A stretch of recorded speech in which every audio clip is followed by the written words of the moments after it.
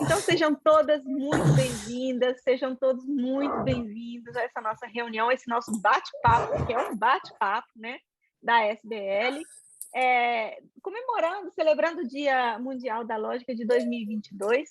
A gente fez, a iniciativa que a gente fez esse ano foi exatamente a iniciativa Falando de Lógica, Três Pontinhos, e essa é uma iniciativa que teve um monte de sugestões daqui, dali, foi uma coisa bem coletiva, eu achei bem bacana. As entrevistas foram muito legais, elas estão já disponíveis, obviamente, lá no YouTube da SBL. E o objetivo de hoje é conversar um pouquinho sobre o falando em lógica, né? O comunicando-se em lógica. A gente teve tantas, como é que eu falo, títulos, né, para escolher, e era muito legal. Tinha carta lógica, né, que vinha de carta capital, lógica em foco, lógica em pauta, né? E a gente escolheu falando em lógica, né? E o em é o Petrucci que fala assim, não, vamos falar em lógica, três pontinhos. Então, os três pontinhos quer dizer que a gente pode, depois disso, continuar do jeito que a gente acha que é melhor, né? Continuar, ou que a gente tem alguma coisa bacana para falar ou não, ou para discutir ou não, ou para perguntar ou não, enfim. Então, eu acho que a gente podia começar esse papo, né? Para ficar uma coisa mais ou menos organizada, né? Eu vou começar com o João, e depois o João pode passar a palavra para mais alguém, a gente vai passando, e quem quiser perguntar ou falar alguma coisa, pode abrir o microfone e falar, ou escrever no chat também, tranquilo, tá? Então, é uma coisa bem relaxada, bem entre amigos aqui. Então, João, eu queria começar com você, que você sugeriu a pauta, né? Não é lógica em pauta, mas você sugeriu a pauta para quê, né? Não, foi para quê, né? Então, fala mais um pouquinho sobre isso, por favor. Obrigado, Elaine. Antes de mais nada, queria parabenizar pela organização desse evento. Muito bacana estar aqui com vocês. A gente não ia poder estar sentado juntos se não fosse por essa pandemia maravilhosa. Então, cá estamos, né? Cada um no seu canto. E a Elaine perguntou de coisas para a gente conversar, e eu achei que ninguém tinha falado nada, né? Eu falei assim, então que tal se a gente discutir? A gente falou muito nos nossos vídeos individuais sobre o como que a gente se comunica, quais são os recursos, o que a gente está fazendo, o que a gente está fazendo para ser considerado comunicador em lógica, né? E aí eu pensei, tá, isso já está bem falado, está bem explicado, que tal se a gente discutisse agora para quê? Para que a gente tem esse trabalho? Por que a gente acha que isso é importante? Com qual objetivo a gente está fazendo isso? Qual é a aplicação? Eu queria ouvir um pouco das pessoas, o que elas pensam. Por exemplo, se alguém me perguntasse assim, de repente, eu poderia dizer assim, porque eu quero mexer com a vida das pessoas, eu quero mudar o mundo, eu quero fazer alguma diferença. E eu acho que isso é importante. E eu acho que, como eu mencionei também na entrevista, eu acho que a gente tem um papel político importante nesse jogo, né? E alguns de nós estão nesse papel de maneira mais clara, né? Por exemplo, o projeto Lógica Viva é um projeto muito claramente político, muito bacana, muito interessante, que envolveu uma porção de gente e que tem como objetivo alcançar ir mais longe, né, dos muros da academia, mesmo que haja desafios para conseguir chegar lá, né? O Rock Connect é uma coisa que vai muito longe, é seguido por um monte de gente e consegue tratar de vários assuntos, inclusive de lógica, mas também filosofia da ciência, atinge, como a Maria explicou, as pessoas que não são técnicas vão poder ter um espaço para poder se comunicar, para poder se manifestar, mostrar o que elas têm para apresentar. Isso é muito bacana, a gente está fazendo alguma diferença. Então, eu acho que cada um de nós tem uma ideia de como fazer a diferença. Queria ouvir um pouco os colegas registrarem. Como é que vocês pretendem fazer a diferença? Para que vocês estão fazendo isso que vocês estão fazendo?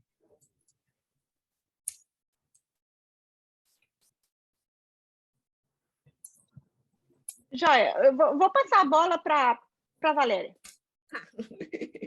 Não, é uma ótima pergunta, né, João Marcos? Eu achava que todo mundo aqui estava fazendo isso porque quer mudar o mundo. Peraí, gente, tem alguém com o microfone aberto, não tem? Assim, tá fazendo barulho aí em algum lugar, não sei de onde. Ok, então, voltando à vaca fria. Eu acho que todo mundo por aqui está pensando nessa história de mudar o mundo, e a questão, então, é um pouco mais complicada, né, João Marcos? Porque para que por que a gente acha que essa é uma maneira boa de mudar o mundo e qual mudanças que a gente quer ver no mundo que tem a ver com lógica. Então, você começa a fazer perguntas muito difíceis para um bate-papo entre amigos na sexta-feira de tarde, está começando a ficar complicado, né? Mas eu acho assim, que o que eu queria falar, assim, super rápido, eu vou tentar ficar mais caladinha dessa vez, é que a nossa coisa mais política, acho que minha, também da Elaine, de outras pessoas, de Renata, e talvez, é a coisa mais assim, do mulheres na lógica, né? Lógicas brasileiras, como a gente chama. E essa parte a gente acha que é uma...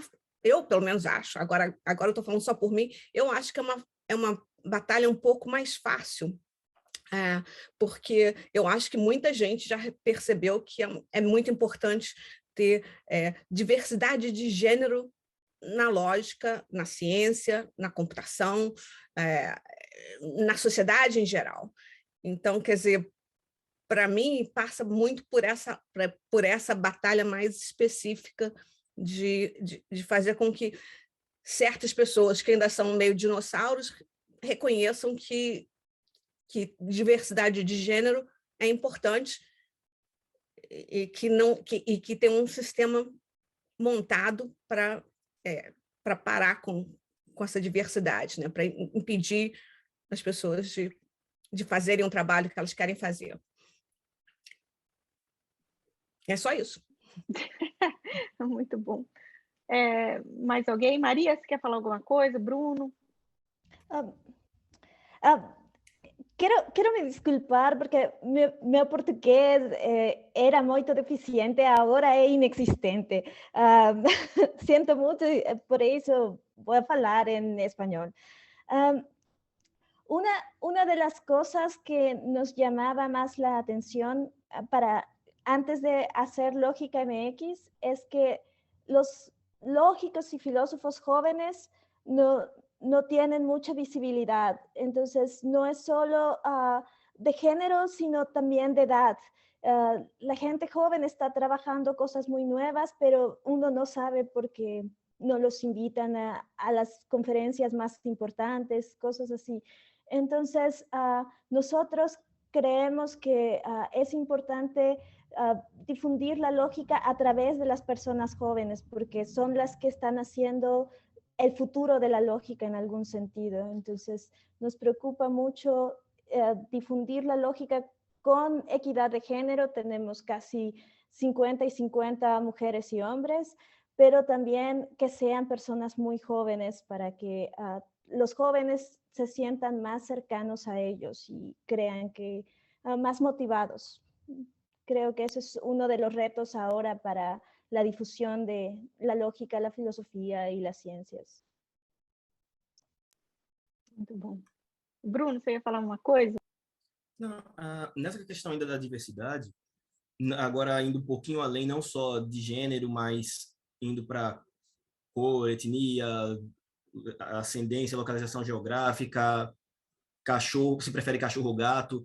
Sempre quando a gente está montando uma programação do Lógicos de Quarentena, e aí Petrúcio e Valéria, meus grandes cúmplices, que sempre me ajudaram bastante, toparam a levar essa empreitada comigo, que não só sou eu, eles estão muito fortes comigo nisso. A gente sempre tenta colocar o máximo de diversidade possível.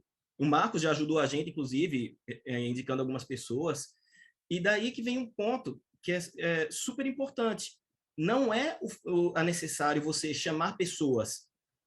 Claro, eu sei que todo mundo aqui sabe disso, mas já que isso vai ficar gravado e vai ser disponibilizado, eu acho que vale sempre a pena frisar.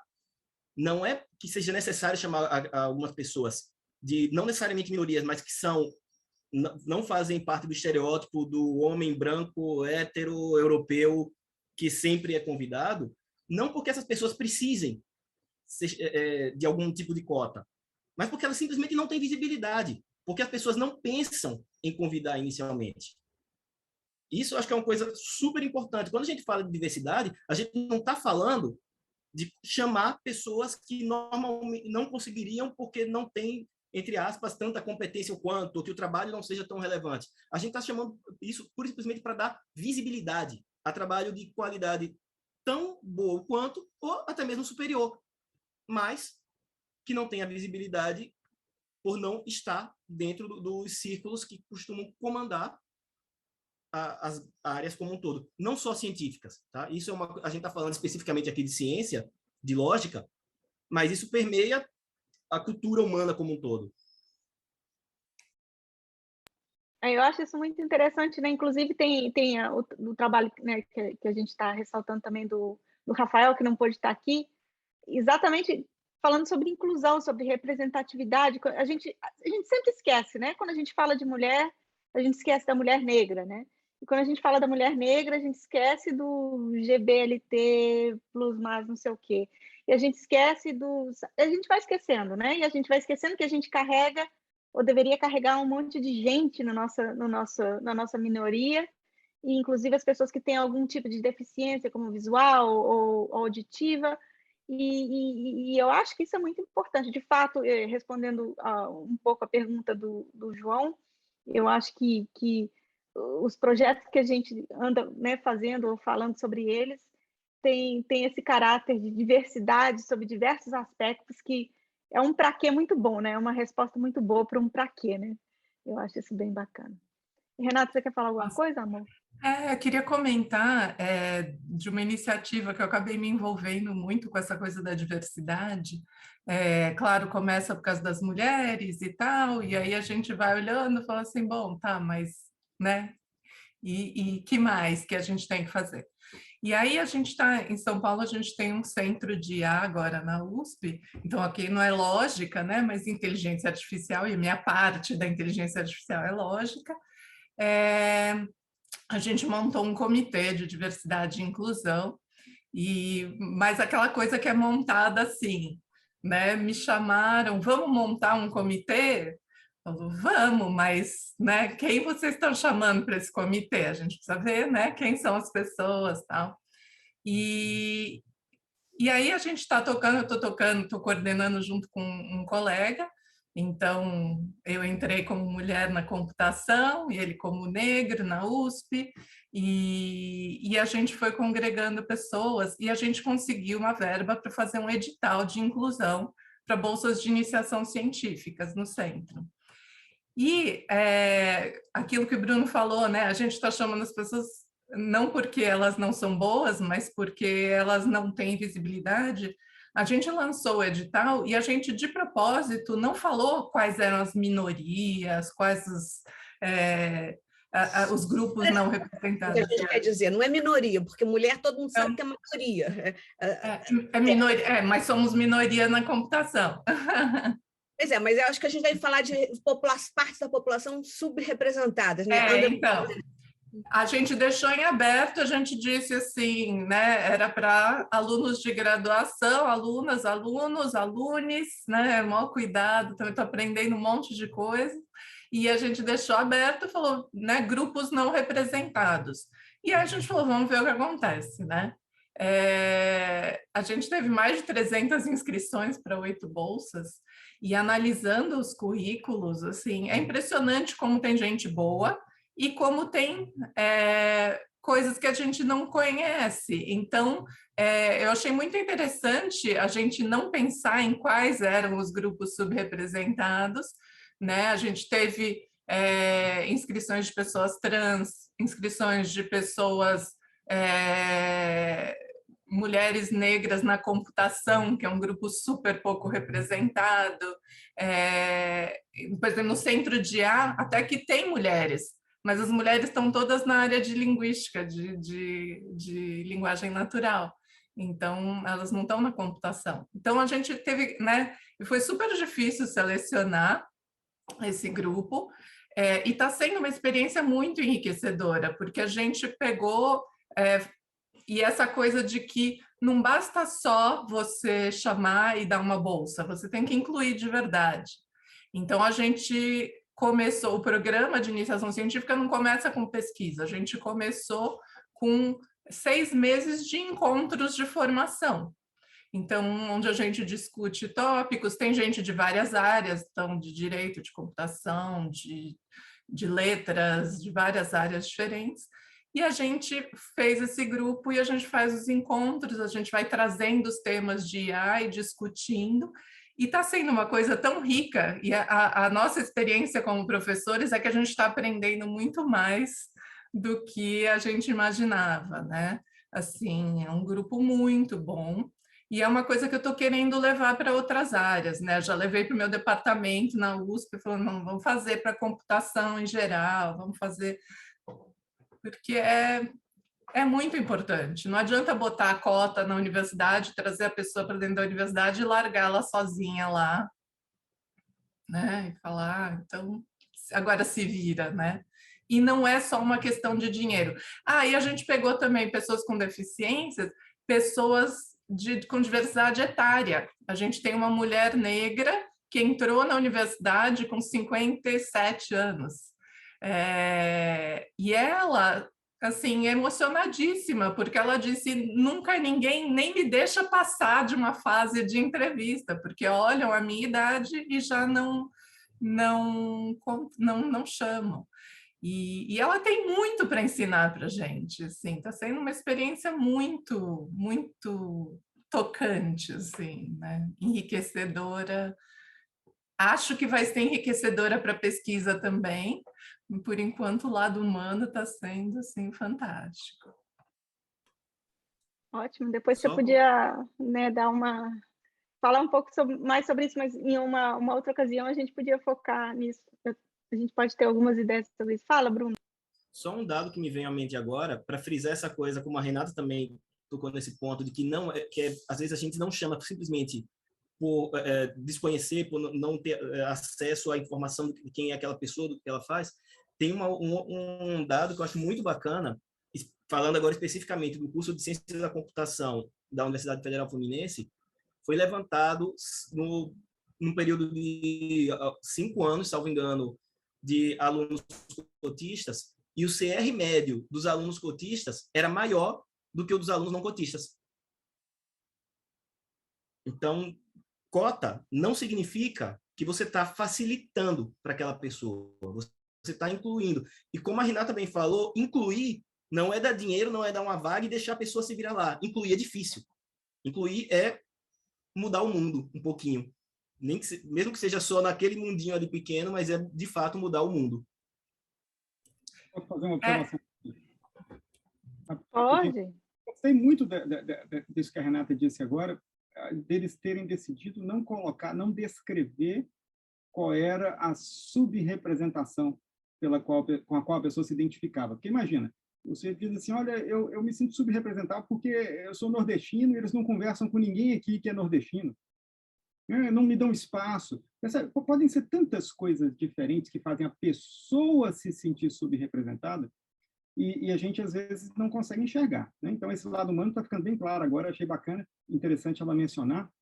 E eu queria fazer uma conjectura de que esse pessoal, na hora que ela chegar na parte de pesquisa, esse pessoal vai se destacar, porque é o pessoal que foi atrás.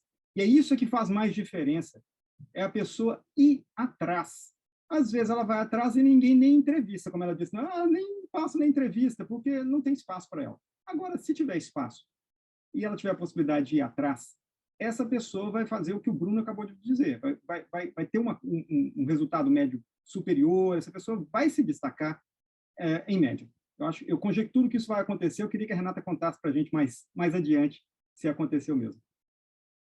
A gente teve, antes a gente tinha tantos inscritos que a gente pegou, né, uma parte, né, a gente já tinha previsto isso, de 3 pessoas por vaga, a gente chamou para fazer uma dinâmica de grupo pela internet, né?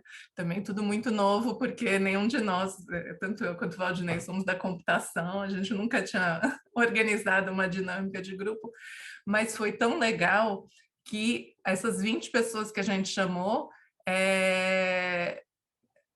vários ficaram como voluntários, mesmo sem bolsa, e quando terminou a conversa, estava todo mundo tão emocionado de falar, é a primeira vez que estão me escutando, que foi uma coisa assim, a gente foi para a diretoria do centro e falou assim, não dá para contratar os 20, né?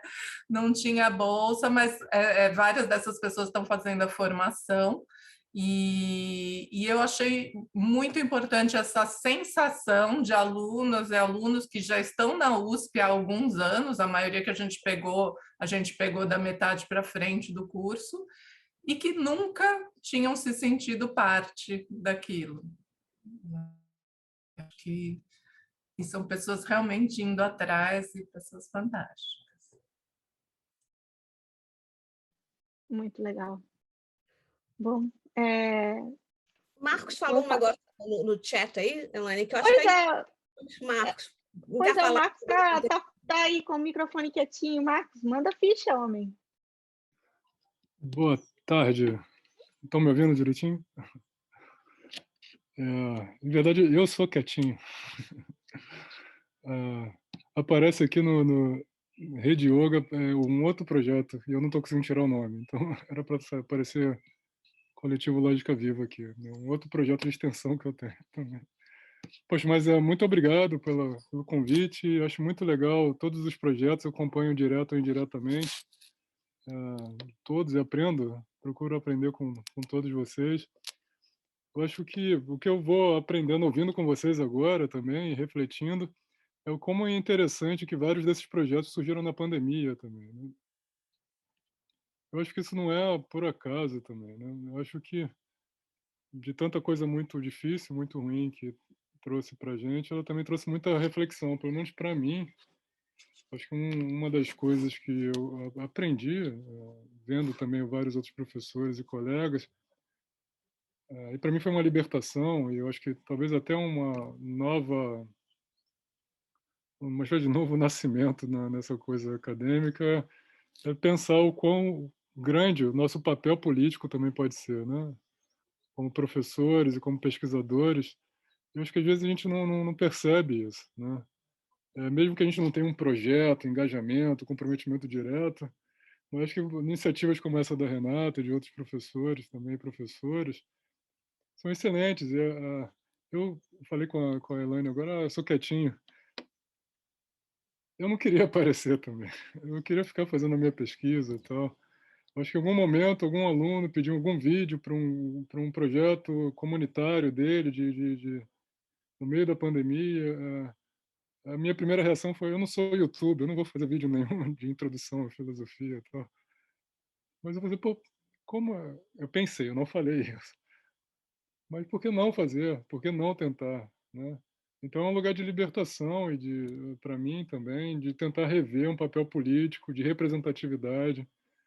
É importante eu, jovem, negro, da Silva, do subúrbio do Rio, também aparecer, falar, mesmo que eu não queira falar, mesmo que eu não queira estar aparecendo. Eu sei que eu posso ajudar outros, Marcos Silva, também desenvolverem pesquisas, desenvolverem projetos interessantes. Tentar pegar o pouco que eu tenho e tentar ajudar outros e outras que eu posso ajudar. Mesmo que seja pouco, eu acho isso interessante, mesmo que seja pouco. Por exemplo, ter mais percepção, ouvindo vocês sobre a diversidade de gênero, ter mais percepção em sala de aula, como eu interajo com alunas, estudantes, alunas, como eu posso, de certa maneira, influenciar também para que elas possam, eventualmente, tentar bolsas de PIBIC, ou mesmo reservar uma bolsa de PIBIC minha para uma aluna, ter um pouco mais de percepção da maneira, do tipo de linguagem que eu uso em sala de aula. Acho que você não precisa ter um projeto desse, grandão, fazendo vídeos e tal, esse tipo de coisa, mas eu acho que reconhecer esse papel político e aprender a usar um pouco esse papel político no cotidiano de um professor, de um pesquisador, é algo importante que surgiu nessa pandemia. Levar a sério isso, né? Levar a sério um lugar de transformação também. Acho que, mas muito obrigado, aprendo bastante ouvindo vocês todos. Depois eu poderia falar um pouco das dificuldades. Eu queria que você falasse da parte da interseccionalidade. Precisa de ajuda, mas essa história da interseccionalidade é importante, né? Porque as pessoas não têm que escolher se é mulher ou se é negro, sabe? As interseções são todas muito importantes. Sim. A história que a Maria estava falando de pessoas jovens, a história... tem muita história, né, tanto de pessoas jovens quanto de pessoas, como Renata está falando, mais velhas, que se sentem atrasadas, sabe? Tem a parte que a gente ainda não tocou muito, mas que Renata falou também, nessa parte de pessoas com deficiências físicas, que a gente às vezes esquece né, de prestar atenção naquela coisa de quem não consegue ouvir, não consegue falar. Então, assim, eu achei que você ia falar um pouco mais sobre isso. É isso que eu estava te pedindo para falar. Muito bom. Obrigado, Valéria. Assim, é claro que tem muito mais pessoas, acho que inclusive aqui que podem falar muito melhor do que isso para mim. A Elaine fez o desafio de talvez trazer coisas para coisas mais pessoais. Acho que a gente tem que reconhecer um pouco também o nosso lugar de privilégio, e isso não é fácil, né? É claro que tem essa luta por representatividade, ela é interseccional porque podem aparecer vários outros marcadores, como a Renata... por exemplo, eu não tinha pensado, que é a questão da idade também. Então, meu privilégio de ser todo garotão tal, eu não tinha parado para pensar nisso também, com alguém se entrando na universidade agora, como é que eu teria esse tipo de dificuldade. Então, isso é interseccional com ser mulher, estar no Nordeste, ou a idade, certamente orientação sexual e também, eventualmente, raça, né? Ou a parte fenotípica da pessoa.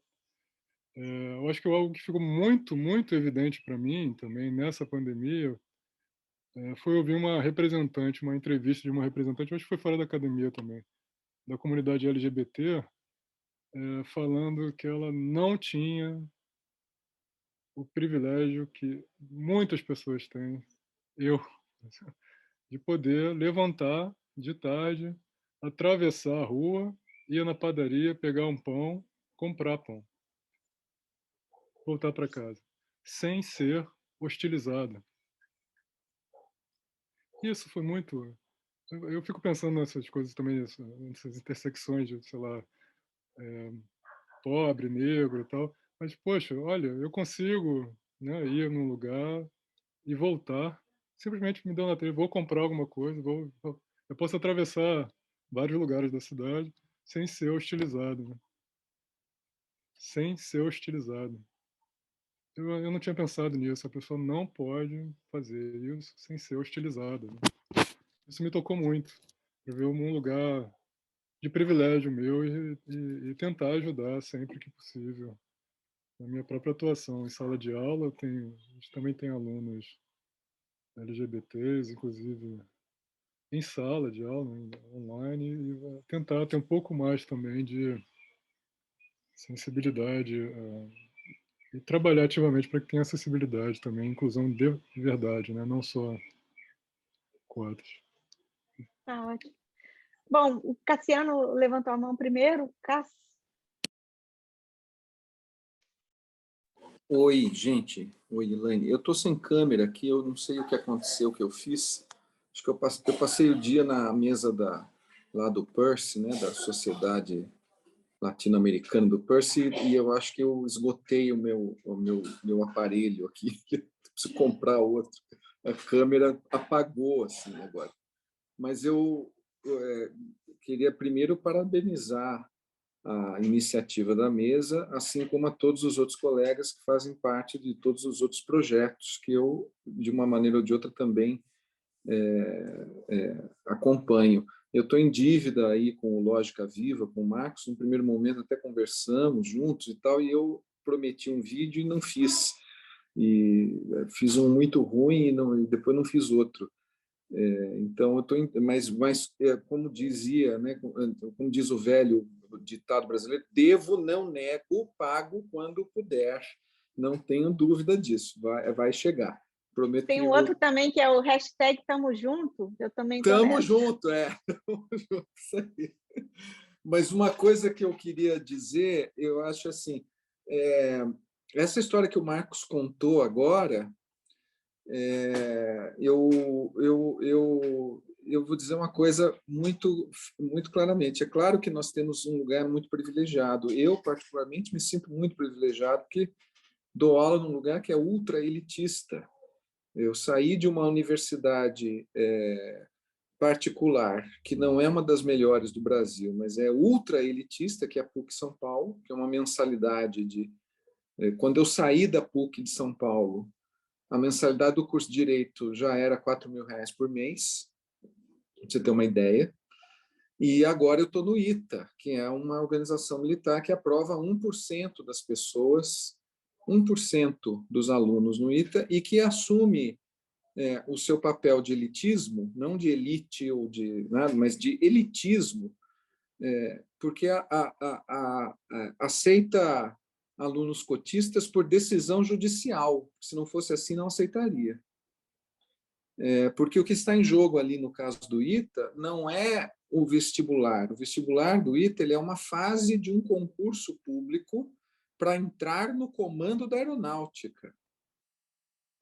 Não é uma vaga no ensino superior que está em jogo, é uma vaga na carreira da aeronáutica, né? Quer dizer, tem uma outra situação ali, né? O ITA não é uma universidade federal, o ITA é uma organização militar. E nesse contato, assim, eu percebi várias coisas que são importantes. E eu vou contar uma história que me lembrou a fala do Marcos, que muito antes de eu trabalhar nesses dois lugares, eu entendi muito claramente isso que o Marcos está falando, de você ter a possibilidade de atravessar a rua e comprar um pão na esquina. Quando eu fiz o doutorado nos Estados Unidos, várias vezes eu não era considerado, eu era um estranho, né? Porque eu fiz o doutorado no Midwest, né? E no Midwest americano, dos Estados Unidos, é uma coisa muito complicada. A gente acha que não dá para tomar Nova York, que é uma cidade cosmopolita e tal, como Midwest é bem diferente. A Maria está dando risada que eu estou vendo ali, né? Do México para lá, você percebe a diferença, melhor do que a gente aqui no Brasil, né? É bem por aí, João, Bible Belt. Mas não é só esse Bible Belt que eu estou falando. Eu lembro que um dia eu estava estava no centro de Indianápolis, que é uma província daquelas ferrenhas, lá onde fica o Percy Project. Eu estava olhando o obelisco que tem no centro de Indianápolis. E no meio, assim, eu estava ali simplesmente parado olhando, e um daqueles americanões assim de bochecha rosada, comedor de hambúrguer de 2 metros por 2, né, 2 por 2, assim, imenso, virou para mim assim: você está perdido? O que você está fazendo aí parado? Are you lost? Eu lembro dele perguntando, no meio da rua, assim, me interpelou. E aí eu conversei com um camarada meu lá, que era o Sean. O Sean, eu perguntei para ele: e aí, Sean, eu contei essa história e tal, né? E aí eu falei assim: mas você é família de negros, você é negro, como é que é ser negro nos Estados Unidos? Aí ele falou assim: pois é, eu ainda muito ao que melhorar, porque a minha mãe, por exemplo, não podia ir no centro de Indianápolis quando eu era jovem para comer um hambúrguer. Ela não podia entrar nos estabelecimentos, era proibido entrar nos estabelecimentos, né? Claro que isso mudou hoje em dia, tal, mas mesmo assim você viu como é que é Indianápolis. Você que não é negro, mas também não é branco pelos padrões americanos, né? Então, e aí no ITA eu percebi uma coisa.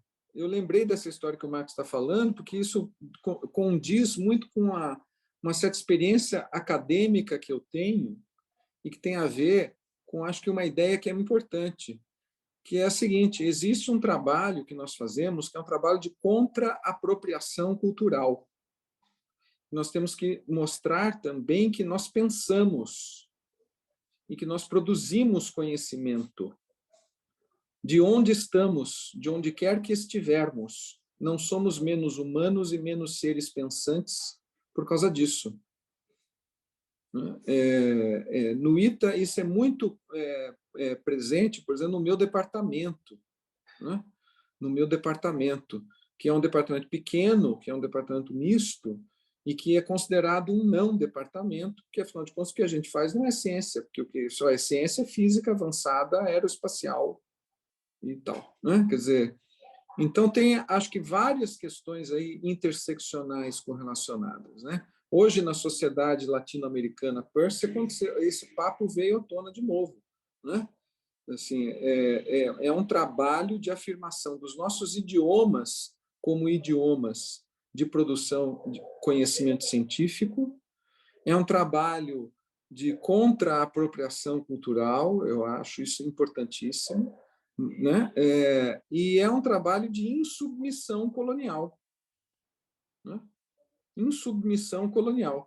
Eu lembro que também a fala do Marcos me lembrou um outro filme que eu vi uma vez, é um filme que é a biografia do Itamar Assunção, né? E aí tem um depoimento acho que não lembro de quem exatamente no filme, um dos músicos que tocava com ele ou da filha dele, não me lembro quem, que falava que quando Itamar Assunção era vivo, as pessoas vira e mexe falavam assim para o Itamar. A Maria, não sei se sabe quem é, o Itamar Assunção, um músico negro brasileiro famoso, morreu já. Falava assim: poxa, o seu trabalho é muito legal, por que você não grava música de Umbanda? Quer dizer, muito legal o seu trabalho. Por que você não grava música de Umbanda? É assim, volte para o seu lugar. Não é? Então, acho que esse discurso a gente não pode aceitar, nunca. Então, iniciativas assim de visibilidade, né, de comunicação do conhecimento, né, de diversos lugares de fala, diferentes lugares de fala, né? Como disse a Valéria, já foi dito, quer dizer, as interseccionalidades elas vão se dar, mas, em primeiro lugar, é preciso que alguém se mostre e fale e dê a cara a bater. A gente nunca sabe onde é que vai parar, mas a gente sabe de onde é que a gente pode começar. Isso a gente não pode abrir mão, porque se fique no seu lugar, né, não se exponha, não venha até aqui, não fale disso, a gente encontra a todo momento, em diversas situações. Então, era só isso que eu queria chamar a atenção. Acho importante a gente lembrar disso. Obrigado aí pela... Muito bom, Cássio. Muito, muito obrigada. Então, Maria levantou a mão. Bora lá, Maria. Sí, quería mencionar que el privilegio y la discriminación racial y económica también es importante enfatizar que pueden afectar a los creadores. Entonces, no solo la audiencia, sino a quienes hacen el contenido. Y algo que nos interesa mucho en Lógica MX es no invertir dinero en Lógica MX para que cualquiera pueda hacer en cualquier momento las cosas que hacemos. Entonces, la página de internet es gratis, el YouTube es gratis. Para editar los videos usamos un teléfono y una app de 30 reales al año.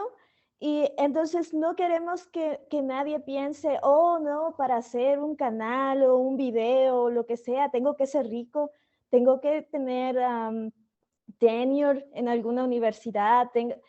No, la idea es que cualquiera hace su video y nos lo manda y ponemos unas cosas y lo subimos para que nadie tenga la impresión de que hay barreras nuevas ahora en YouTube o barreras nuevas en Twitter o barreras nuevas en Facebook. La gente hace un meme en Paint o Internet y lo manda y lo subimos. Creo que eso también es algo muy importante de decir siempre que uno habla de esta clase de proyectos, que en realidad cualquiera podría hacerlos y que es importante que cualquiera los haga también. Nada más. Muito bom, Maria, obrigada. João Mendes. Tudo bom, João? Como é que você está? Oi, tudo bem? Está conseguindo me ouvir? Cabelo! Cortei, Consigo. faz um tempo, já raspei, na verdade. Pois é. Então, boa tarde, boa noite, onde quer que você esteja, pessoal. Eu me chamo João Mendes, sou estudante de graduação de computação daqui da UFRN, E aí o comentário que eu queria fazer era em relação a essa questão de juventude e de diversidade etária, né? Que foi o ponto que a Maria trouxe, que eu acho muito bacana, que nos vídeos do Logic MX, que eu já tinha percebido isso, e com a fala dela realmente é o que eles procuram fazer, sempre trazer pessoas mais jovens e de Ô, me ver João, refletir. eu vou só te interromper só um pouquinho. Tudo Segura bem. o microfone assim, para ele não ficar batendo. Tá, tudo Não, bem. só para não Obrigado, ficar Helena. discutindo. Ok, certo. Então, de me ver representado nesse espaço, porque, assim, participando de instâncias, seja da política organizada, de organizações de terceiro setor e também na academia, é meio que constante, assim, de como, no geral, o que as pessoas veem como uma opinião qualificada é uma opinião de uma pessoa que tem uma maior idade, né? No caso, uma idade maior.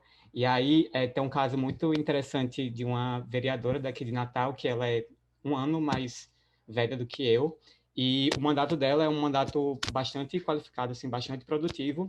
E aí ela me contou uma situação uma vez nas vésperas de uma manifestação, uma pessoa da organização dessa manifestação ligou para ela, perguntando como ela poderia ajudar com a questão da batucada, da agitação da manifestação, né? Que eu acho que reflete um pouco de como na política a juventude é vista, né? Como se estivesse ali apenas para animar e nunca para trazer contribuições para a pauta organizativa em si.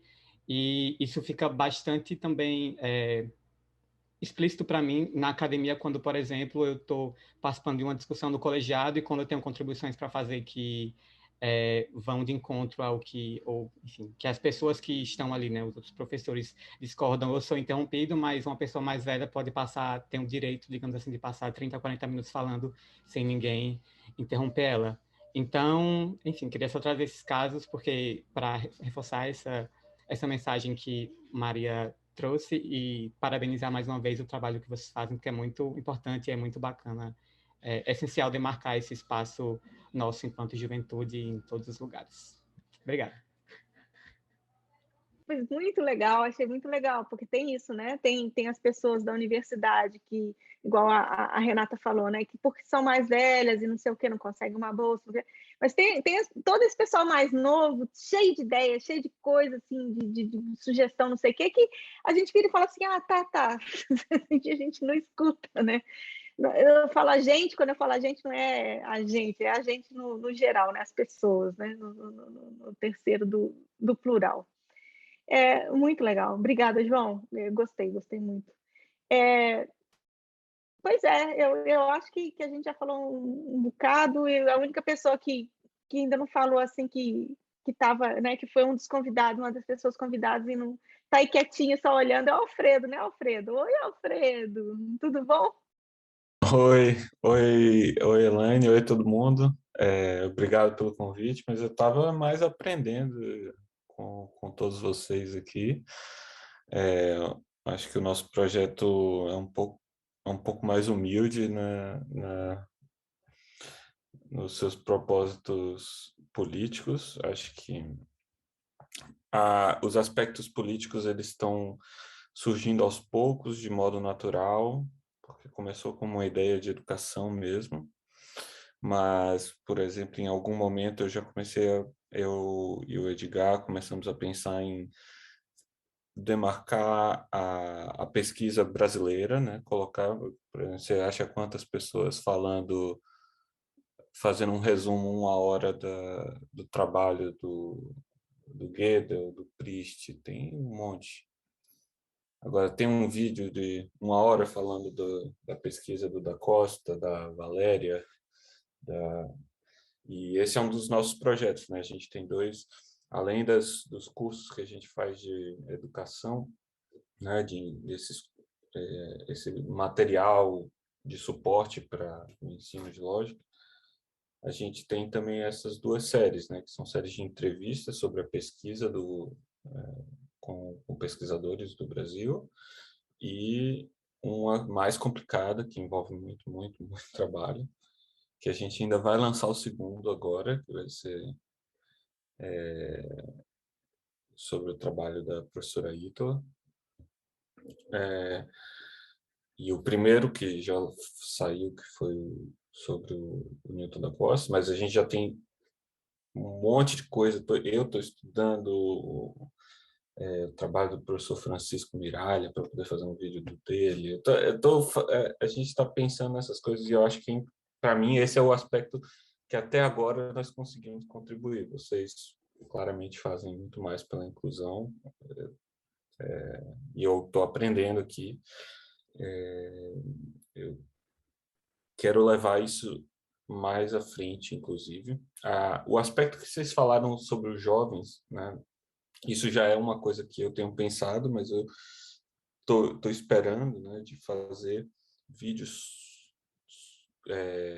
algo similar à série que a gente fez de ideias brasileiras, fazer para trabalhos de mestrado, de graduação, algo similar, talvez um pouco mais simples, mas ainda toma muito tempo ainda, tá um pouco difícil fazer mais nesse momento.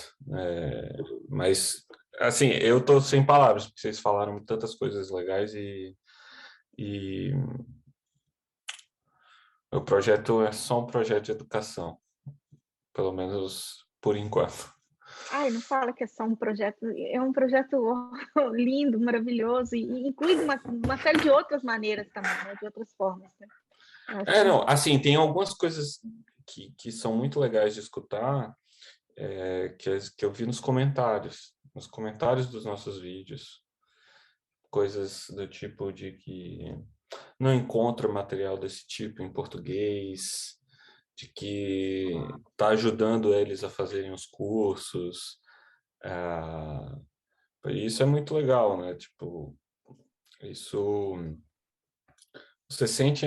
você oferece material gratuito, disponível, organizado, feito com cuidado, que pode servir a muita gente que às vezes tem menos acesso, às universidades que tem o curso de lógica, mas porque, por exemplo, tem o curso de lógica, mas que às vezes não é dado por um lógico, aí tem aquele acha interessante, mas não tem com quem conversar lá, aí encontra um canal na internet, pô, tem gente que faz isso mesmo, não é só falar de silogiros como aristotélico, qualquer coisa desse tipo. E eu fico muito feliz com os comentários. Eu acho que eu abro a aba dos comentários para ver se tem comentário novo todos os dias. Mas, assim, muito obrigado por estar aqui. Eu me sinto honrado de estar na presença aqui de todos vocês. Eu também. João? Oi, Alfredo, o trabalho de vocês é excepcional. Pronto. Não era só para dizer isso, não. Eu gostei que você falou assim, que não dá para comparar com o que o pessoal está discutindo, porque eu lancei uma questão inicial que era para quê? E essa pergunta rapidamente começou a se transformar em um grupo de iniciativas em direção à inclusão e diversidade, que é muito importante, mas não é o único para quê. Né? Então, o para quê do seu projeto é diferente. Você explicou muito bem na entrevista, eu gostei de ver, que vocês pretendiam criar vídeos que fossem vídeos expositivos do conteúdo que o aluno, em princípio, veria na sala de aula, ou que, como você acabou de falar agora, pode ser que não veja, né? Está em algum lugar onde não tem um professor competente para falar daquilo. Mas, de qualquer maneira, o vídeo, estando online, tem aquela vantagem, né? O aluno pode ver várias vezes, pode discutir, tem um lugar para poder conversar também. Isso é interessante. Pode ver, parar. Pode ver, parar. Então, aí eu lembrei que a gente também queria discutir o para onde, né? E parece que isso aí ajuda a fazer a ligação. Eu pensei, esse é um dos materiais que a gente pode criar. Quando eu comecei a criar também material para alguns cursos meus, a gente coloca o material escondido, mas eu gosto de colocar à vista. E aí eu pensei, o que vale mais a pena investir? Será que é gravar as aulas divididas em pedaços, gravar a resolução de exercícios das aulas, gravar, não sei, outra coisa? Porque imagina, a gente está ensinando lógica e você tem uma definição matemática. Aí, às vezes, eu apresento a definição na sala de aula, duas linhas de definição, né? Apresento a definição. Aí o aluno não entendi melhor. Não entendi. Aí eu vou apresentar de outra forma, explico, etc. Uma das maneiras que a gente usa para poder explicar uma definição é ilustrando, apresentando exemplos.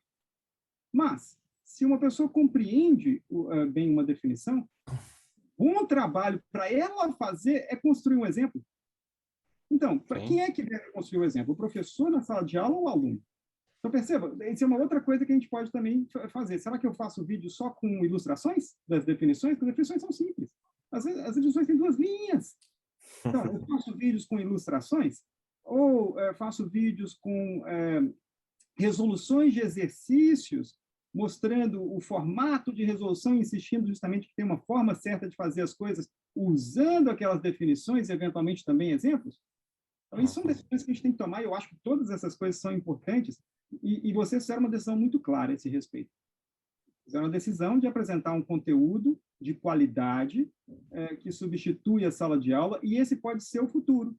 Quem sabe o futuro da educação não vai passar por aí. É um conteúdo que é um livro falado, filmado. É um livro falado, filmado. Justo. Não, e eu tentei deixar muito claro que eu vejo isso. Eu me lembro, tem uma história que eu acho muito curiosa, que quando a pandemia... desculpa ter te interrompido, mas... quando eu tinha acabado de terminar o doutorado, eu estava como professor substituto no UNB, e eu já estava para sair já da UNB quando começou a pandemia. Então, eu ainda estava nas listas de discussão, e eu via uma das preocupações assim, eu não vou falar quem, mas pessoas preocupadas com a ideia de terem conteúdo online, porque isso faria com que as pessoas começassem a achar que podem substituir os professores por esses conteúdos. E a primeira coisa que veio na minha cabeça quando eu escutei isso foi o seguinte: eu pensei, mas espera, se é esse só o valor que um professor pode oferecer, então é porque tem que substituir mesmo.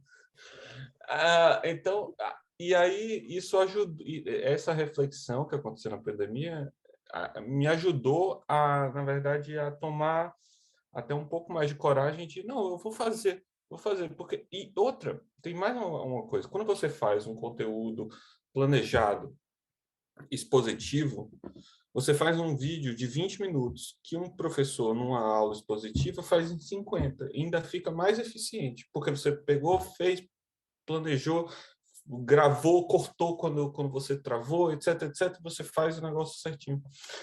E eu perdi, digamos assim, quando eu comecei a ver essas discussões, eu perdi a timidez, eu acho, de achar que eu estou substituindo. Não, porque não, é isso mesmo, porque o valor que o professor tem a oferecer é outro, e é muito mais importante do que isso. Não é expor, nem nada, é fazer exemplo junto com o pessoal, corrigir prova. Por exemplo, às vezes os professores corrigem as provas, eu penso assim, se tivesse uma aula boa ao vivo, né, um livro falado e com imagem, etc., o professor teria tempo, talvez, de sentar com o aluno, com a prova dele, e fazer assim, vamos entender como que é o que você fez de errado aqui. E gastar tempo corrigindo a prova com o aluno, em vez de gastar tempo com outras coisas. Esse é o ponto. Ao ter mais material, você começa, hoje na minha cabeça é mais claro, a ter tempo para fazer tarefas que realmente importam e que realmente são insubstituíveis. Que são as de você conversar, de você olhar o erro da pessoa e poder dizer, entender, eu acho que ele estava pensando isso e por isso ele errou isso, e aí falar com ele. Então, esse é um dos aspectos, né? Fazer a coisa, um conteúdo de qualidade, rápido e eficiente na internet. Esse é, hoje, por enquanto, nosso projeto. Muito obrigado pelo elogio. Não, bom demais, muito bom. Muito obrigada, Alfredo. Nossa, como o Cassiano falou, ou seja, isso também é uma inclusão. A inclusão é uma série de coisas, a gente não pode colocar numa caixinha, eu acho, né? A gente já está meio que indo para o final, né, da nossa conversa, né? Porque a gente se propôs a não ser uma coisa, mais ou menos 1 hora, né, mais ou menos. E Valéria levantou a mão, então, Valéria, agora o papo é seu, pode falar. Não, eu tinha levantado a mão só para dizer para o Alfredo que eu acho que educação é político. Então, que tudo que está sendo feito, tudo que ele faz para melhorar a educação é uma atitude política importante.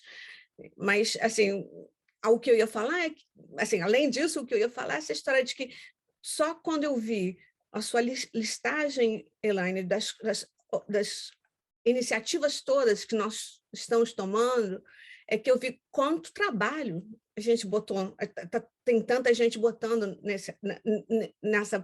nesse projeto político de fazer as pessoas pensarem melhor. Então, foi muito legal quando você botou aquela listinha de atividades, ver porque, na verdade, a gente listou metade das coisas que a gente sabe que Isso que eu ia falar, a gente não listou, a gente listou muito pouco, depois eu fiquei pensando no tanto de gente que a gente deixou do lado de fora e que talvez, assim, por que a gente tem que parar aqui? A gente pode continuar e colocar as coisas online, né? Exato. Eu acho que tem muita coisa que ficou de fazer isso, né? De botar essas coisas num lugar só para ser mais fácil de achar, né? Para virar fácil para todo mundo saber, olha, você quer saber sobre o Incompleteness de Gödel, está ali, eu não sei o quê. E a segunda coisa que eu ia falar é isso, que também os estilos de exposição de interesse são diferentes, né? Eu gostaria de puxar mais realmente a parte de pesquisa em lógica, em todos os tipos de lógica, filosófica, matemática, computacional, que a gente faz no Brasil. Então, assim, é essa parte que me entusiasma mais, mas, assim, todas essas áreas são importantes, todas elas são boas, todas elas são transformadoras, ainda que seja um pouco devagar, né? Um pouco devagar, mas é só isso. Obrigada. Muito bom. Bruno, você quer falar? Era só para citar um exemplo nessa coisa da divulgação do material. Na computação tem um exemplo muito bacana, que é a Universidade Aberta do Brasil, não confundir com a UAB da CAPES, que é um grupo que organizou muita coisa da literatura básica de um curso de ciência da computação para quem quer estudar computação como autodidata. Então, eles reuniram literatura aberta disponível e compilaram tudo como roteiro de disciplinas. E, inclusive, eles já conseguiram um reconhecimento bacana que da pessoa que faz aquilo ali. Em princípio, acho que é uma autodeclaração, não tenho certeza de todo ponto como esse tem algum tipo de teste. Prova mesmo eu sei que não tem, mas se tem algum tipo de certificação, mas que o LinkedIn ele já coloca um selo de que a pessoa fez o curso, entre aspas, da Universidade Aberta do Brasil de Computação. Muito bom. Joia.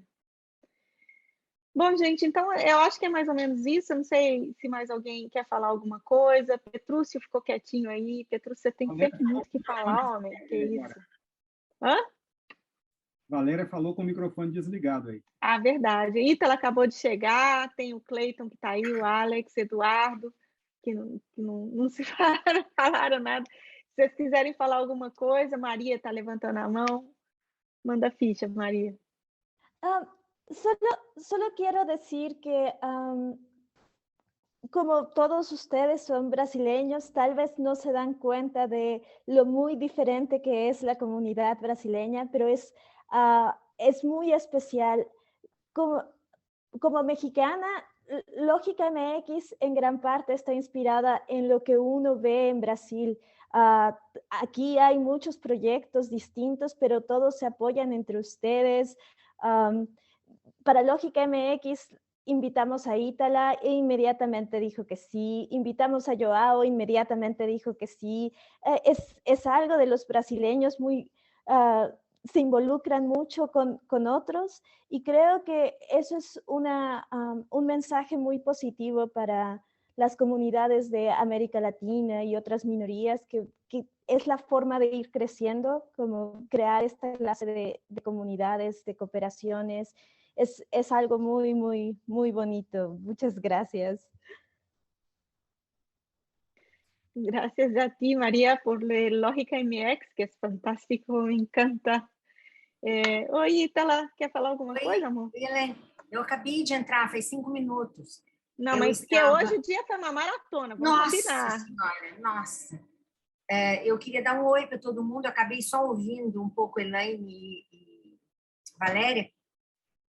mas dá um abraço em todos e alegria de me encontrar com vocês. Estou acabando de chegar do evento do México e Peru. Assisti e ouvi Maria hoje no evento ao meio-dia lá no Universal Lodge, que foi ótima, Maria, mas daí eu tive que sair, porque tinha que entrar num outro. O CLE começava às 2h, o evento do CLE, saí do CLE para o México. Assisti várias coisas mal assistidas, mas assim, aproveitei, e eu acho que aí deve ter sido boa essa discussão também, só peguei o finalzinho. Não tem problema não, vai ficar gravado. Mudei minha conferência no México, porque o tema era lógica e sociedade. Aí eu ia falar sobre o trabalho de pesquisa nosso, resolvi mudar e fiz uma conferência sobre lógicos e sociedade. Nosso compromisso com a ética, com a verdade e com a justiça. Então, mudei completamente a tônica. Hoje foi bem legal. Muito legal. Mas amanhã você fala de novo, né? Amanhã é no evento do Peru, né? Do Peru. Isso. Vamos lá. Tá joia. Bom, gente, eu queria agradecer muito, dizer que bom, foi um prazer. Essas reuniões que a gente tem, né, bom, uma vez por ano, ano passado foi lógica e representatividade, esse ano está sendo falando em lógica, são sempre tão legais, assim, tão amistosos, agradáveis, é um papo tão bacana, né, que eu já estou, assim, ansiosa para o ano que vem. O que é que nós vamos fazer o ano que vem, que eu não faço a mínima ideia. Bruno já está tomando aí uma tacinha. Muito bem, Bruno. Que delícia, Bruno. Elaine, você está em Rio Grande do Norte ou já partiste? Não, eu tô em Londres. Você já está em Londres? Já estou em Londres. Nada, eu queria agradecer em nome da Sociedade Brasileira de Lógica. Petrúcio, você quer falar alguma coisa em nome da sociedade? Oi. Oi. Oi, alô? Oi, Petrúcio. Oi, Petrúcio. Oi, boa tarde para todos. Talvez não em nome da sociedade, né? Mas, em geral, eu queria agradecer a vocês todos aí que resistem, porque, do meu ponto de vista, a exclusão maior é essa que estão tentando fazer com a universidade, né? A todo custo. Parece que não é um plano que já terminou, embora a situação esteja meio caótica para todos os lados, mas a universidade continua sendo fortemente atacada, não tão explicitamente como ela foi atacada no começo. E esse trabalho que vocês vêm fazendo, todo mundo vem fazendo aí, é um trabalho de resistência a essa situação. Querendo ou não, como vocês estão dizendo, é uma posição política que já está tomada diante desse quadro. E eu acho que é muito legal que a gente tenha no Brasil e também em outros países aqui as pessoas que estão trabalhando com esse aspecto e estão tentando levar isso adiante, porque acho que é a única forma que a gente tem de resistir ao que está acontecendo. É mostrar o nosso trabalho, como vocês estão fazendo, e deixar cada vez mais claro para as pessoas que a coisa aqui é séria, não é brincadeira, né? Como muita gente parece que pensa. E quando eu vou lá e vejo um vídeo desses, eu penso, pô, isso aí é muito sério, todo mundo está vendo que é sério, não tem como você levar isso aqui na brincadeira. Eu acho que esse é o aspecto principal. E eu queria parabenizar todo mundo que tem feito esse tipo de trabalho. Em nome da sociedade, né? Então, parabéns a todos nós. Muito obrigada, gente, por tudo. Muito obrigada por estar aqui. Bom demais. Estamos juntos no hashtag, né? Levantou a mão enquanto eu estava falando. Não, é só aplaudindo mesmo. A sua fala foi fantástica. Muito obrigada. É isso. Eu queria agradecer, então, agora em nome da Sociedade Brasileira de Lógica, mas também em meu nome, em nome de todo mundo. Muito obrigada pelo papo, pela conversa, pela amizade, pelo carinho, pela luta, pela resistência. E vamos que vamos, como diz a Valéria. Tchau, gente. Até a próxima. Vamos que vamos. Tchau, pessoal. Muito bom. Obrigado. Um abraço.